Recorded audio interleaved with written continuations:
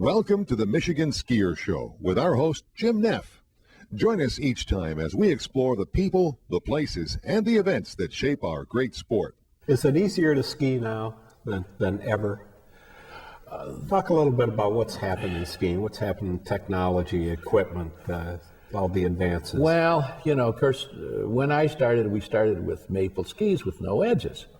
And of course, a lot of people had hickory skis without edges. But of course, right after the war came the Army surplus skis. Now, those things were all long. I mean, I don't care whether you were a young lady or a big guy, you skied on long skis, if you skied on Army surplus skis. But there was a company by the name of Northland, which was the primary company at that time, and one called Paris and A&T, and they made skis. And we started getting into skis that were laminated, and then they got edges on them. Most of those right after the war came with edges. And then they started using a synthetic bottom on them. Then they started using a sheet plastic bottom on them. Very quickly there. Now, what did these things do? Oh, well, of course, the edges were a must once you started getting into hard surfaces. We don't get hard surfaces around here. Well, of course, a little ice. In the early days, and when the Army used these for the ski troops, they're skiing out in deep snow. It was principally a downhill cross-country ski, and you're just trudging through the countryside, through these mountains that they had to protect in Italy. And but then when we started doing downhill skiing, now you're skiing the same terrain time in and time out, and you needed that edge not only from keeping the ski from rounding over, but just for bite.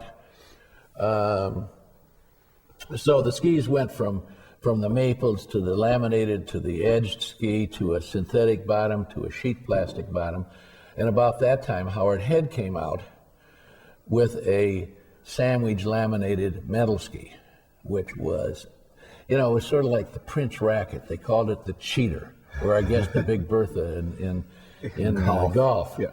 But who cares? You want to be able to go out and enjoy the sport, and the easier it is, the better it is. And the Head ski became extremely popular. I mean, that ski just revolutionized the ski world. And that stayed around very, very strongly for, about 10 years, and then we started getting into glass skis. I think Kneisel probably made the first plastic ski.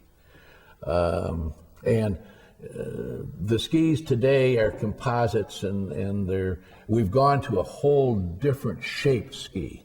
The skis of today are what we call a shaped ski, and they're a wider tip, narrower in the waist, much more severe side cut to the ski, and you can ski it's amazing to me the length of the skis people are able to ski today and maintain the stability that you used to need the longer ski to get. Well, there was a trend towards a very short ski for a while. Now, are today's skis, say, medium as compared to the short ski and the long ski? No. Today's skis are even shorter, but that transition started with a ski, but it was still fairly straight ski, and it was more of a sliding ski than a carving ski. What makes a ski turn is the side cut on the side of the ski. When you put the ski on edge, because of this contour, the ski wants to turn. And the short skis of whatever it was, 20 years ago, was still a fairly straight ski. I don't know why they didn't figure it out back then, but they didn't. The skis today have a very dramatic side cut on them, and it makes it so much easier. I wish every skier who's out there who ever tried skiing and wasn't able to accomplish the sport could go out and try a ski today, because it takes everyone skiing up a notch or two.